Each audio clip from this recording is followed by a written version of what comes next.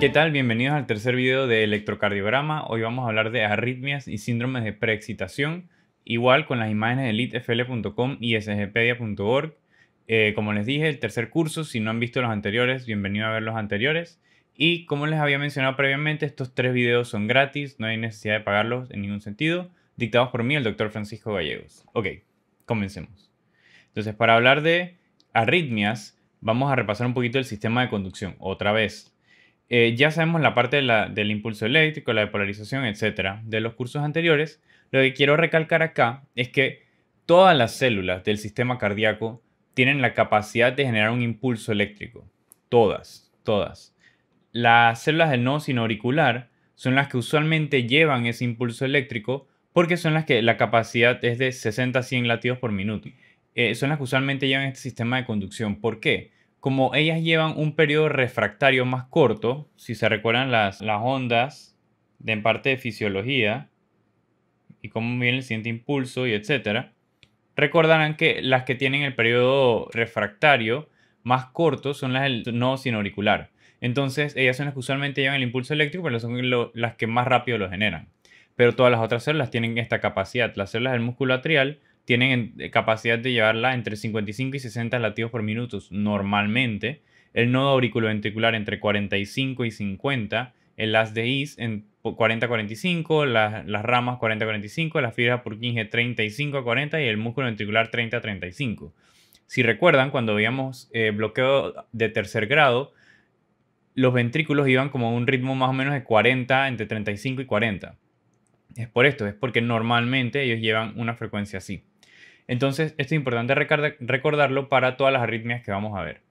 Y todas, como les dije, tienen la capacidad de generar un impulso y hay veces que algunas de estas células en algún punto van a llevar la conducción eléctrica al corazón y, como diría en inglés, override, o sea, ir encima de el nodo sinoauricular. Entonces eso es lo que vamos a ver en este video.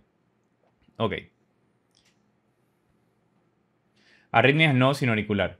Primero tenemos la taquicardia sinusal y la bradicardia sinusal. Sí, también son arritmias. Arritmias es cualquier alteración en donde, por ejemplo, no esté entre 60 y 100 latidos por minuto. Estas son las más comunes. Taquicardia sinusal, el paciente está séptico o cualquier otra cuestión, y entonces está taquicárdico, taquicardia sinusal. ¿Por qué es importante determinar si es taquicardia sinusal o bradicardia sinusal? Porque usualmente son a causas reversibles. Usualmente taquicardia sinusal es por alguna enfermedad o periodo de ansiedad, etc. Bradicardia sinusal quizás normalmente es un paciente que hace mucho ejercicio y puede manejar una frecuencia de 40 a 45 y es normal y realmente no hay que hacer nada para ellos. Determinamos que es sinusal porque siempre vemos una onda P, por ejemplo, antes del QRS. A veces cuando los latidos son muy estrechos, no es fácil determinar la onda P, pero apenas baja la frecuencia la podremos ver. Eso hace la diferencia de varias otras enfermedades que vamos a ver. Y bradicardia sinusal por acá, también vemos la onda P antes del QRS. Ok, ¿qué es arritmia sinusal? La arritmia sinusal es en donde por la respiración de uno se acelera y se alenta la frecuencia cardíaca. Es totalmente normal y es mucho más común en personas jóvenes y niños. Es mucho más común verlos en ellos. Entonces vemos en donde tiene PQRS y aquí una duración, por ejemplo, de 4 cuadros más o menos entre estos y aquí 5 cuadros y luego se va haciendo más corto. Venga, acá es 3 cuadros y medio. Mientras uno inhala se va haciendo más lento y mientras uno exhala más rápido. Entonces eso es una arritmia sinusal. Ok, ¿qué otras patologías tenemos? En el nodo sinoauricular podemos tener disfunción del nodo sinoauricular. Entonces, hay varias subtipos de esta disfunción del nodo sinoauricular. Solo voy a hablar de tres. Y estas son, una es arresto sinusal. ¿Qué es arresto sinusal? Tengo un paciente PQRS, PQRST, PQRST. Si se dan cuenta, este paciente está bradicárdico, o sea que ya vemos que hay algún tipo de alteración. Miren cuántos cuadros pueden haber. Está como en 20 y tanto la frecuencia, porque ya hay más de 10 cuadros. Y entonces PQRST y aquí no hay más ondas, no hay P. Es decir, que ni siquiera hubo un impulso del nodo sinoauricular y todo esto no hubo latido cardíaco. Entonces, eso es un arresto sinusal, donde la pausa demora más que 3 segundos. También se puede ver, o sea, con un electrocardiograma igual a este, un bloqueo de salida del nodo sinoauricular. ¿Qué es un bloqueo de salida del nodo sinoauricular? Que sí se genera un impulso dentro del mismo nodo, pero no sale. Realmente estas son cosas un poco más complicadas, entonces no me quiero meter mucho en esto, pero pues básicamente existe. ¿Cómo lo determinamos? Bueno, con un simple EKG no vamos a poder diferenciar entre los dos y esos son estudios electrofisiológicos más complejos, pero lo único importante de saber es que si no hay onda P, no hay conducción, es un arresto sinusal. Ok, otra disfunción del nodo sinoauricular sería el síndrome de taquicardia bradicardia. Ok, ¿qué pasa en este síndrome? Miren que tengo una frecuencia aquí más o menos un cuadro y medio, casi dos cuadros, sería como 150, 150, 150 y de la nada no conduces. Como frecuencia como de 150, no conduce. Entonces es un síndrome en donde el nodo sinoauricular dispara muy rápido y después no dispara por un tiempo. O dispara muy lento por un tiempo. Entonces un síndrome de taquicardia bradicardia es una disfunción del nodo sinoauricular. También existe. Ok, seguimos. Saliendo de las arritmias del nodo sinoauricular y entrando a las arritmias supraventriculares, lo primero que vamos a ver son extrasístoles supraventriculares. ¿Qué son unas extrasístoles supraventricular? Es donde cualquier célula que está arriba del nodo AB genera un impulso y genera una depolarización. Entonces, yo usualmente tengo un paciente que tiene PQRS, PQRS, PQRS y ven que este que está aquí es un complejo que está adelantado. O sea, yo usualmente tengo una distancia entre estos dos, y miren, si me salto la distancia en estos es similar, la distancia entre estos es similar. Entonces, el único evento aislado es este PQRS. Entonces, tengo como se me adelanta un latido cardíaco. Entonces, normalmente estas extrasístoles supraventriculares siempre van a tener su periodo refractario, que sería este periodo aquí, antes del siguiente latido. Y siempre va precedido de una onda P. O sea, si la arritmia supraventricular va a ir precedido de una onda P. Aquí hay otros ejemplos. Como les dije, son usualmente seguidos por una pausa compensatoria. P, QRST, P, QRST, P, QRST. Y miren la morfología de esta onda T y esta onda T contra esta. Ven que esta es más alta. Lo más probable es que hay una onda P inmersa en esta onda T y es la onda P de este QRS. O sea que esto es una extrasístole supraventricular. Acá, por ejemplo, lo vemos, esta es una onda P bien grande, por cierto, este paciente puede tener un crecimiento auricular derecho si esta es de 2, pero bueno, hablando P, QRS, P, QRS, y miren acá, esta es la onda P y el QRS, pero está volteada. ¿Por qué está volteada? Bueno, si se imaginan el corazón,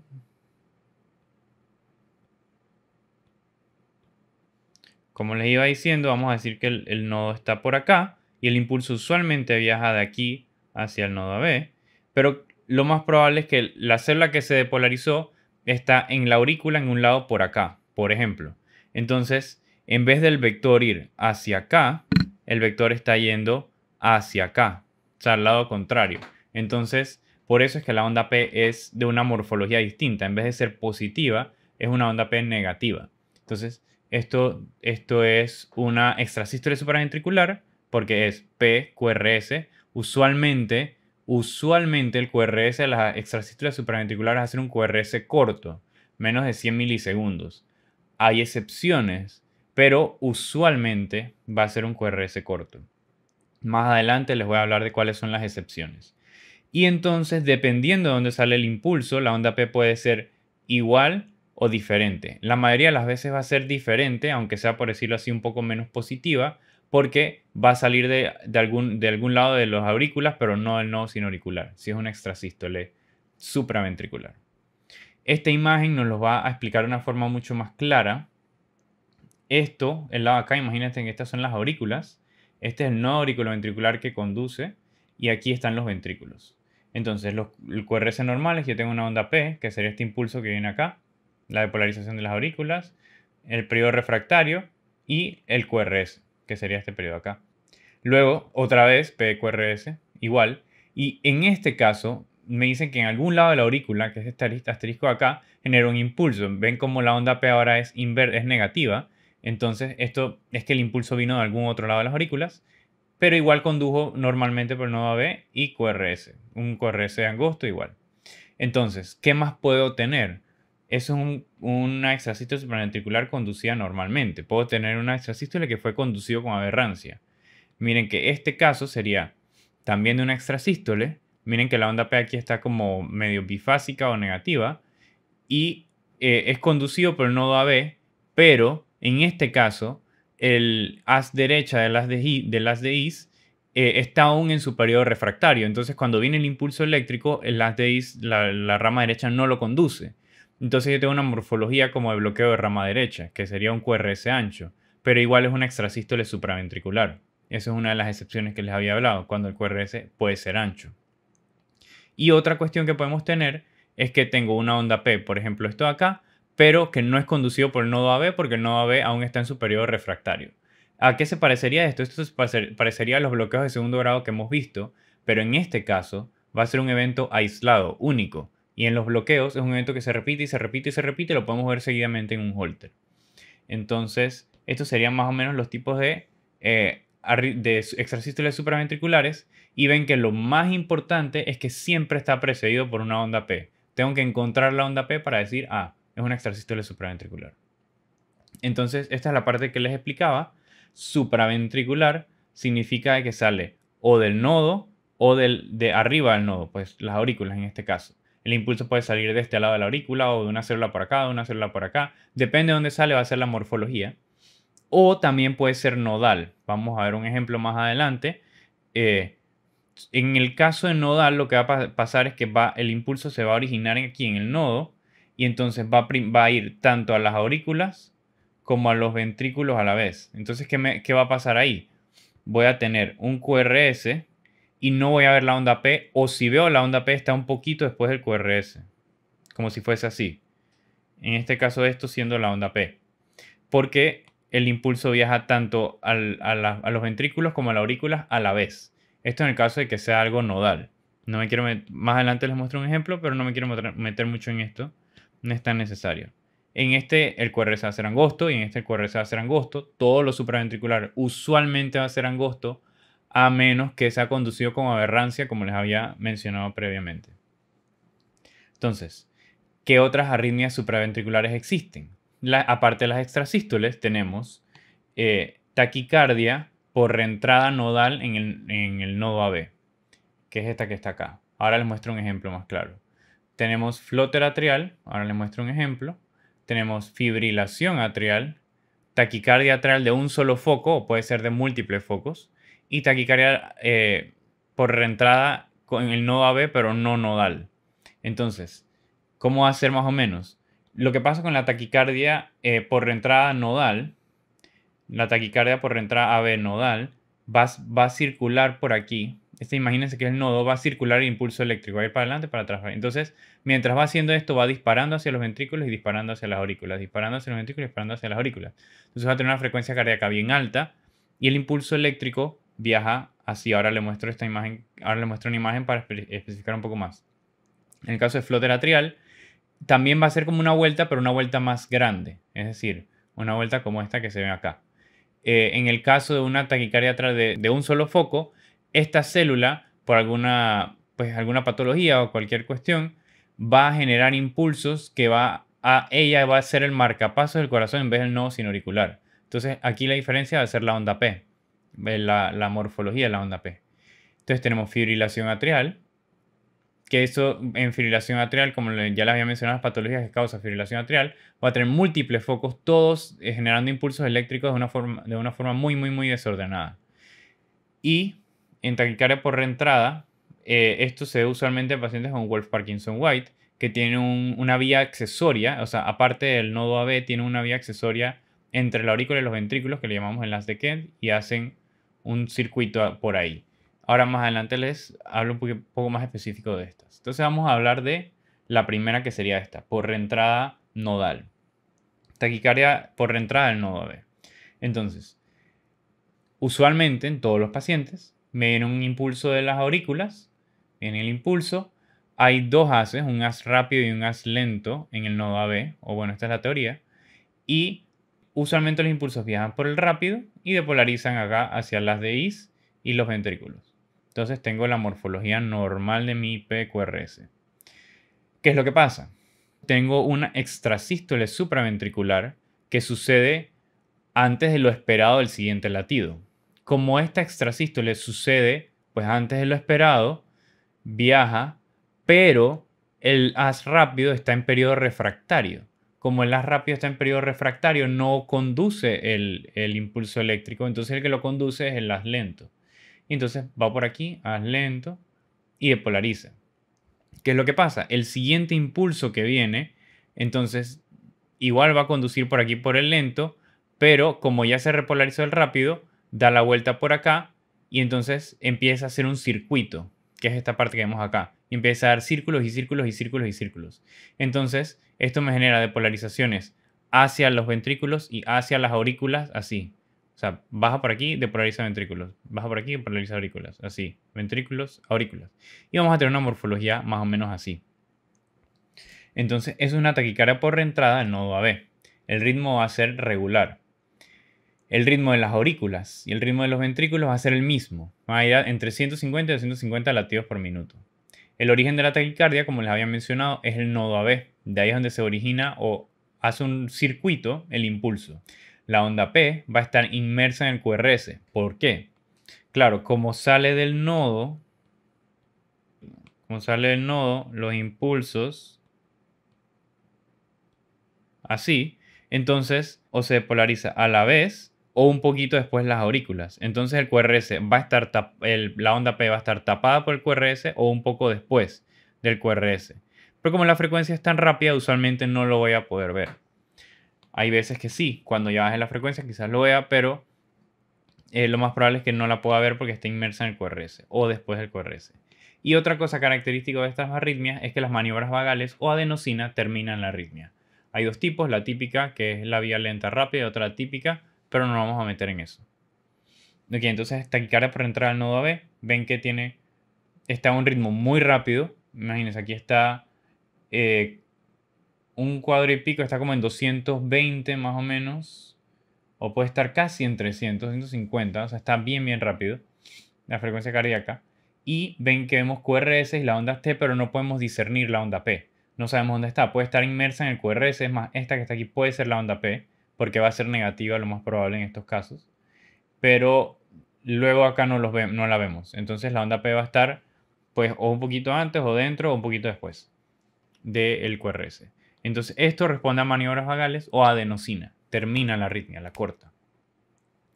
Una aclaración, le llaman mucho en los hospitales o pues por ahí una taquicardia supraventricular paroxística.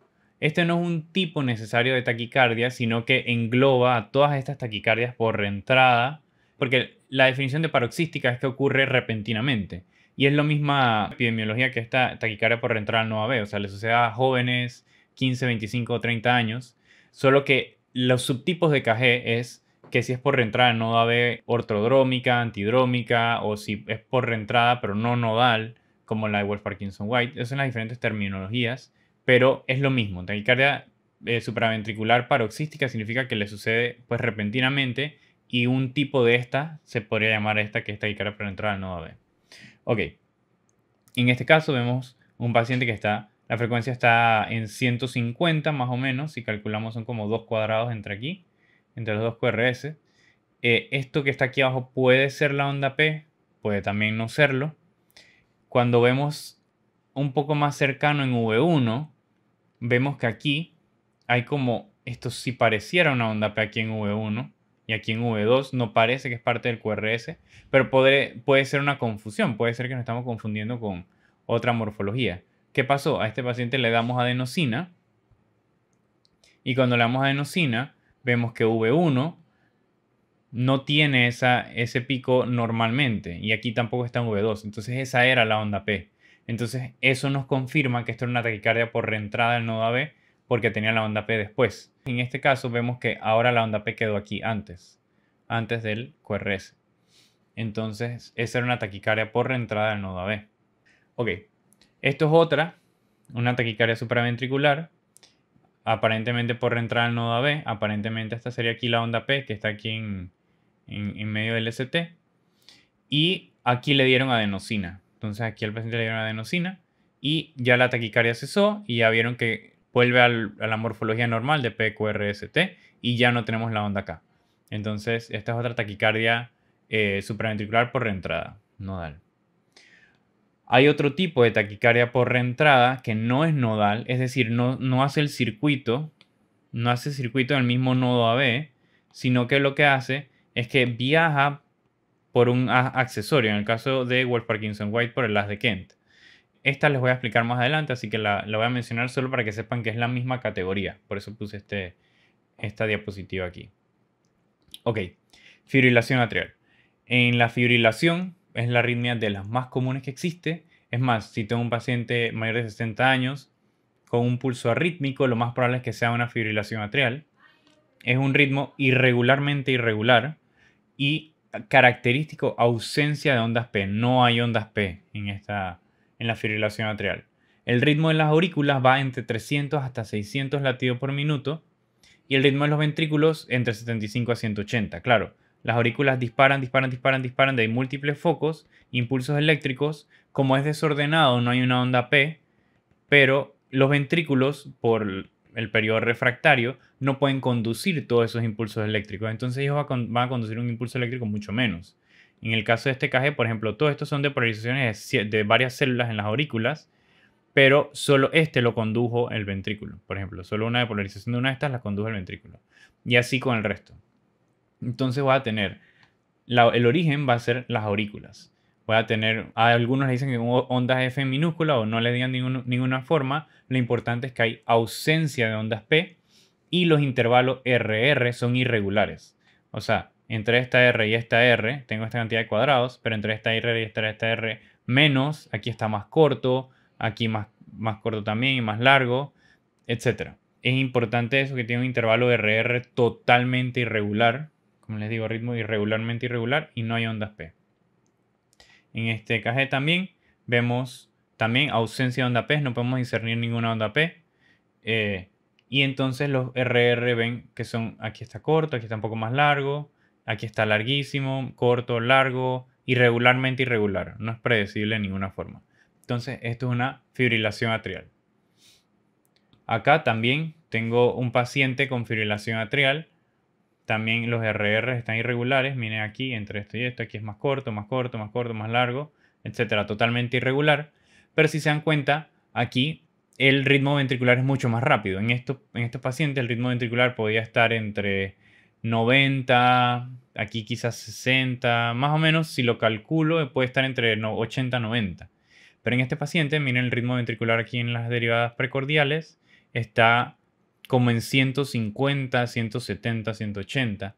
Entonces, esta le llamamos fibrilación auricular, fibrilación atrial, pero con respuesta ventricular rápida. RVR. ¿Qué es lo que pasa?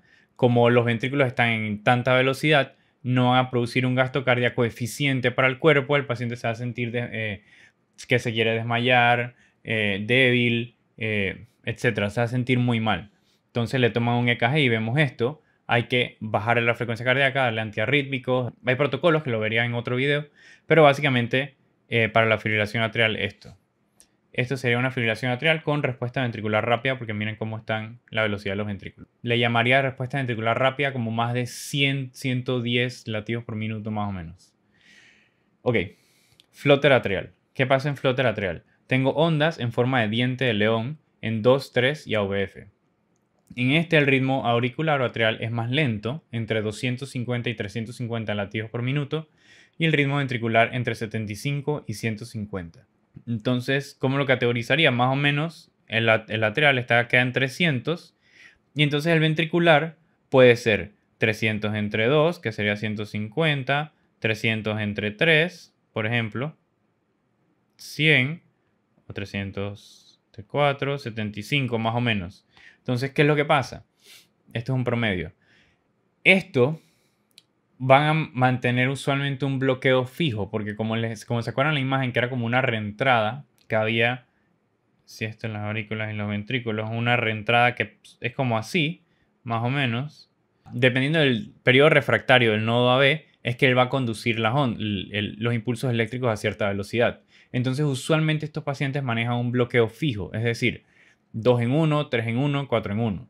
Tengo 1, 2, 3 ondas F de flotter y entonces luego un QRS. 1, 2, 3, QRS. 1, 2, 3, QRS. Entonces este paciente maneja un bloqueo fijo 3 en 1. Es variable también en Flutter, por ejemplo, puede cambiarse entre 2 en 1, 4 en 1. Realmente eso depende de cómo el nodo AB conduzca el impulso, así que no es tan importante. Por ejemplo, aquí hay 1, 2 ondas y luego conduce QRS, aquí 1, 2, 3, 4 y luego conduce QRS. Entonces un bloqueo aquí el Flutter no se le llama con bloqueo, pero para explicarme, maneja como si fuese un bloqueo de 2 en 1 y aquí de 4 en 1. Solo se le llama Flutter atrial. Y aquí las ondas de diente de león o en sierra, forma de sierra, así ven como hacia abajo. En el anterior también en sierra, clásica, las ondas. En este paciente también las ondas en forma de sierra, formas de sierra. Está manejando un bloqueo en 2 en 1 más o menos. La frecuencia ventricular está como en 150 más o menos. Y aquí, como les digo, las ondas en sierra. Esto es un Flutter atrial. Ok, ¿qué otra supraventricular tengo? Taquicardia atrial. Puede ser monofocal, o sea, de un solo foco, o multifocal. Aquí, una célula del corazón, como les había explicado, vamos a decir que tengo esto. Vamos a decir que una célula aquí toma el deber o toma la acción de ser marcapasos del corazón y overrides el nodo sinoauricular, o sea que va encima del nodo sinoauricular y esta célula es la que lleva el impulso.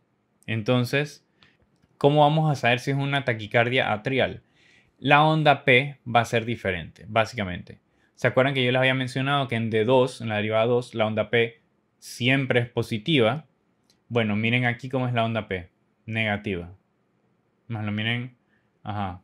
Aquí negativa, negativa. En AVF también negativa. En 3, negativa. Es decir, que el impulso no está viajando como normalmente viaja, sino que está viajando pues en un sentido contrario, incluso hacia arriba. Entonces, por la morfología de la onda P es que vamos a determinar que el que está llevando el impulso eléctrico aquí es una célula de las aurículas, pero no es el nodo sinoauricular. Miren que la onda P es negativa. Entonces, eso es taquicardia atrial. La multifocal es lo mismo, pero hay múltiples focos, no solo uno. Entonces, es un ritmo rápido y irregular, usualmente más de 100 latidos por minuto para llamarlo taquicardia. Y las ondas P tienen varias morfologías. Yo lo veo aquí, tiene una morfología un poquito positiva, aquí más positiva, aquí como medio isobifásica, etc. Entonces estas diferentes morfologías de la onda P es lo que me causa esta taquicardia atrial multifocal. Ok, el ritmo nodal, no hay onda P. Es más, la onda P puede estar inmersa en el QRS o acá, y el que está llevando el ritmo es el nodo AB. Entonces, lo voy a ver porque hay un QRS, siempre va a ser, a menos que haya una aberrancia, va a ser un QRS angosto. Puedo ver o no la onda P, y dependiendo del ritmo le dar diferentes patologías. Recuerden que el nodo AB usualmente maneja entre 40 y 60 más o menos latidos por minuto. Pero, por ejemplo, si se vuelve taquicárdico, se puede llamar taquicardia nodal, que con los QRS así, sin ver la onda P, pero más de 100 latidos por minuto. Y así va a haber diferentes denominaciones para estos ritmos nodales. No me voy a meter mucho más en esto. Ok, entonces repasando brevemente, taquicardia por reentrada nodal. Como les dije, los QRS están bien cerca, latidos bien rápidos, 150 a 250. Es más, aquí están relativamente alejados a lo que usualmente se ven en los EKGs. Hay taquicardia por reentrada, pero no nodal, sino por las de haz de Kent, por ejemplo, en Ward-Parkinson-White. Eso lo vamos a mencionar más adelante. Taquicardia atrial, en el caso de un solo foco, la morfología de la onda P es diferente a lo que usualmente vemos. Fibrilación atrial, no hay onda P. Los intervalos RR totalmente irregular, algunos cortos y otros largos. Y Flutter atrial, ondas de sierra. Ok, si yo tengo una taquicardia, yo tengo un ritmo, ¿cómo yo determino qué es? ¿Cómo yo determino si es fibrilación o si es más, si es supraventricular o si es ventricular? Lo primero es que mido el QRS. Si el QRS es menos de 120 milisegundos, vamos a pensar que va a ser supraventricular. Entonces, ¿es una taquicardia regular o no? Si no es regular, puede ser fibrilación atrial o taquicardia atrial multifocal o Flutter con conducción variable AB, bloqueos de 2 en 1, 3 en 1, 4 en 1 y etc. Ok, si sí es regular la taquicardia, entonces tengo que evaluar las ondas P. ¿Puedo ver las ondas P?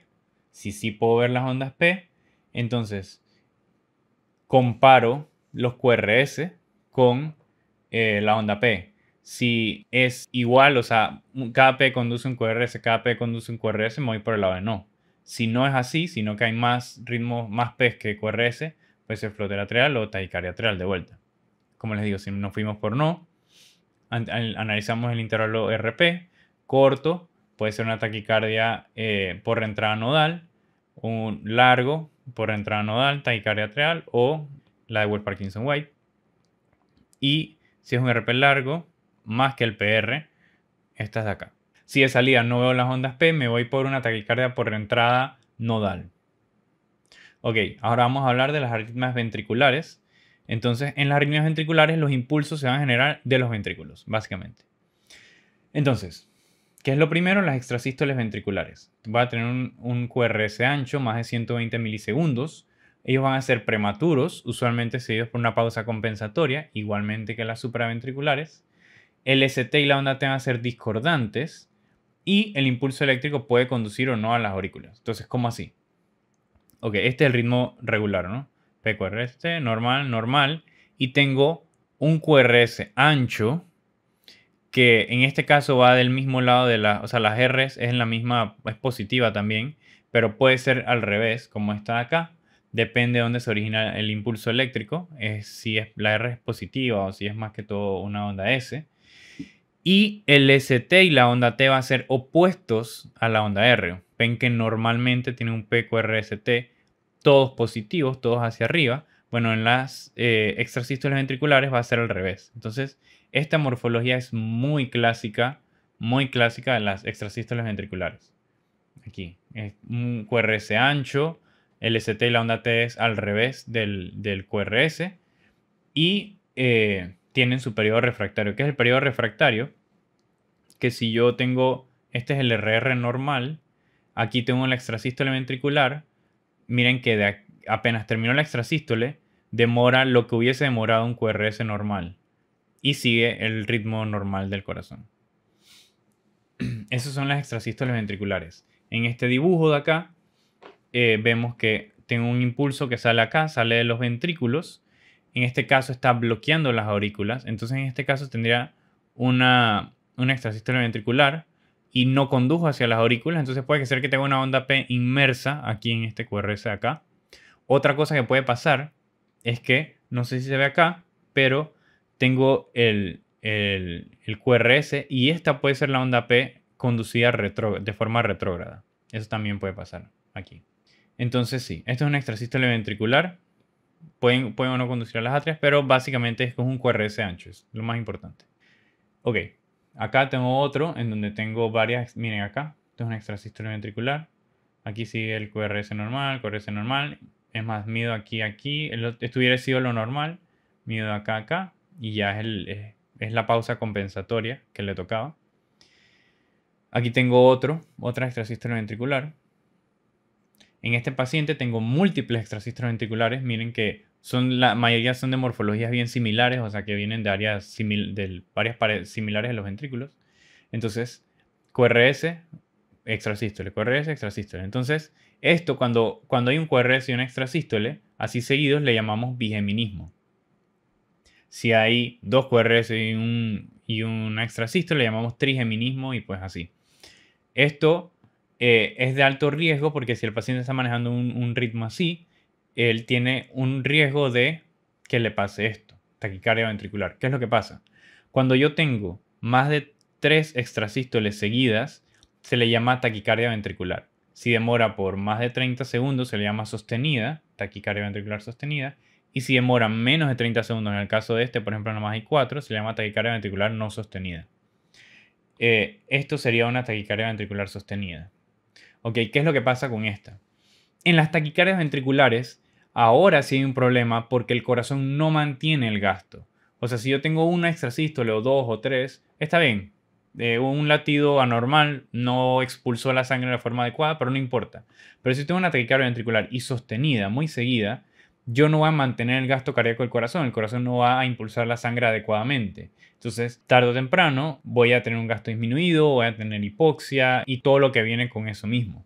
Entonces, esta arritmia puede llevar a un shock y bueno, pues hay que manejarla con los protocolos adecuados.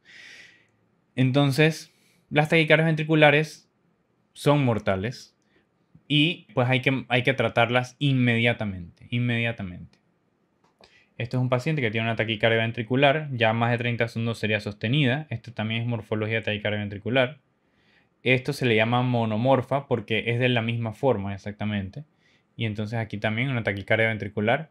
Ven que es QRS ancho, más de 120 milisegundos. Son varias extrasístoles pegadas, pues básicamente. Y como les digo, esto es protocolo de ACLS, hay que intervenir rápidamente. Ok, esto también, una taquicardia ventricular monomorfa, QRS ancho. Y acá también se puede ver en todo el EKG, taquicardia ventricular monomorfa. Esto es una taquicardia ventricular polimorfa o torsade de Points. Es lo mismo, la diferencia es que torsade de Points usualmente se debe a una taquicardia ventricular polimorfa debido a un intervalo QT largo. Entonces, en esto, en vez de ser de la misma altura, todos los QRS anchos, es como si diera un ciclo, como si hiciera así y bajara así. Esto es lo que llamamos polimorfa o torsade de Points. Ven que va por aquí, se achica, luego agranda, luego achica. Eso es polimorfa. Si un paciente tiene por lo menos un QT prolongado, tiene riesgo de esto, hay que evitar darle medicamentos que prolonguen aún más el QT, etc. Esto es otra taquicardia ventricular polimorfa o torsade de Points. Miren acá, y va bajando y luego va subiendo. Se ve un poco más claro acá. Polimorfa. Este paciente, miren cómo va, PQRST, PQRST y PQRS, y en la onda T, cuando estaba en la onda T, tuvo una extrasístole ventricular. Miren esta forma acá, que es diferente. ¿Qué es lo que pasa? Cuando uno tiene un QRS sobre la onda T, uno puede desencadenar una taquicardia ventricular. Por eso es que el QT largo predispone a una taquicardia ventricular polimorfa, porque mientras más alejada esté la onda T y la repolarización, más probabilidades haya de que caiga una extrasístole y un QRS ahí y desencadene esto, una taquicardia ventricular polimorfa. Entonces acá es importante ver que justo donde iba la onda T es que vino la extrasístole y por eso desencadenó una taquicardia ventricular. Ok, flutter ventricular no es muy importante, lo único es que la morfología es un poco distinta, como más angosta y más como en ondas de sierra, pero realmente es algo transitorio. O sea, uno está en taquicardia ventricular, de ahí desencadena flutter por unos segundos, o a veces no desencadena, y de ahí desencadena fibrilación ventricular. En fibrilación ventricular definitivamente el corazón ya no está haciendo nada. Cuando está fibrilando, el miocardio está así. Entonces no está generando ningún tipo de gasto. En taquicardia ventricular por lo menos está generando algún tipo de gasto, pero aquí de ningún tipo. Entonces ya esto es un paciente que pues está en paro y hay que reanimar. Esto es como un electrocardiograma de un paciente que tenía una taquicardia ventricular que degeneró a fibrilación ventricular. Miren aquí cómo degenera fibrilación ventricular. Ok, aquí. Entonces, vamos a ver este EKG. Si lo vemos a simple vista, podría decir, debe ser que es una taquicardia ventricular, ¿verdad? Un QRS ancho, el ST y la onda T opuestos al QRS. No, esto lo más probable es que sea una taquicardia ventricular. ¿Qué es lo que pasa? El caso de este paciente no es una taquicardia ventricular. El caso de este paciente es que es un paciente que previamente tenía un bloqueo de rama izquierda. Es más, si ven acá la morfología de los QRS, se dan cuenta que es exactamente como es normalmente los bloqueos de rama izquierda. Miren V6, V5, miren V1, V2. Y tuvo una taquicardia por reentrada nodal. Entonces, claro, cuando yo tengo una taquicardia, puede ser sinusal o en este caso por reentrada nodal, pareciera como si fuese una taquicardia ventricular, pero no lo es. ¿Cómo lo diferencio? Bueno, si yo tengo la duda o yo no tengo un encaje previo, yo le puedo dar adenosina. Adenosina va a quitar las taquicardias supraventriculares, porque ¿qué es lo que pasa? ¿Qué es lo que hace adenosina? Pues para entender un poco más esa parte. Adenosina retrasa el impulso, todos los impulsos que están siendo conducidos por el nodo AB. Los retrasa todos, los quita todos. Entonces, todo lo que sea supraventricular, adenosina lo va a cesar o lo va a disminuir, incluyendo fibrilación atrial. Va a bajar el ritmo, va a volver a subir con el tiempo, porque adenosina demora unos segundos, pero todo lo que sea supraventricular, adenosina lo va a parar o disminuir. Pero lo que es ventricular, adenosina no le va a hacer nada. Entonces, en este caso, Si tenemos la duda, le podemos dar adenosina. Pero lo que quería mencionar era la parte de que puede ser algo que parece supraventricular, puede ser ventricular. Este es el caso también de un bloqueo de rama izquierda. Y este es el caso de un bloqueo de rama derecha. Pareciera ventricular, pero si tengo un EKG previo me sirve muchísimo para poder diferenciar entre uno y el otro. Hay varios criterios que también se pueden usar, pero pues ya es una parte un poco más avanzada. Ok, entonces para terminar con los síndromes de preexcitación, lo más importante es que tenga un intervalo PR corto, menor a 120 milisegundos. El síndrome de preexcitación más común, o básicamente el casi único que hay que saberse, es Wolff-Parkinson-White. ¿Qué va a haber en Wolff-Parkinson-White? Va a tener un as accesorio o as de Kent, que es este que le dicen que está acá, que dice as accesorio. Entonces la depolarización va a viajar normalmente por el nodo AB y va a tener su retraso normal en el nodo AB, pero también va a viajar por el as accesorio. Entonces, una parte del ventrículo va a depolarizarse primero. Vamos a decir, esta parte del ventrículo se va a depolarizar primero mientras está llegando por el as accesorio y luego va a haber el resto del impulso normal. Entonces, esta parte de depolarización inicial del ventrículo es lo que me va a formar la onda delta. El QRS va a ser mayor a 110 milisegundos, como les dije, por la onda delta. Va a haber cambios discordantes del ST y onda T, más adelante lo vamos a ver. Y esto me puede causar una taquicardia por reentrada en nodo AB. No es la nodal, sino es una taquicardia por reentrada AB. Entonces, este sería un ejemplo de un síndrome de preexcitación. Vemos que, miren, la onda P, calculamos el PR, 1, 2, y ya el tercero ya está iniciando. O sea que es como 110, 100 milisegundos el PR aquí. Y vemos que tiene la deflexión de la onda delta, aquí en V2. Si lo vemos en D2, que es pues más claro, 1, 2, 3 y ya inicia el QRS. Es más, ni siquiera 3, como 100 milisegundos de intervalo PR y la onda delta acá, que se ve más clara en D2. Aquí también, ahora les explico la parte de las R's y el ST en Wolff-Parkinson-White.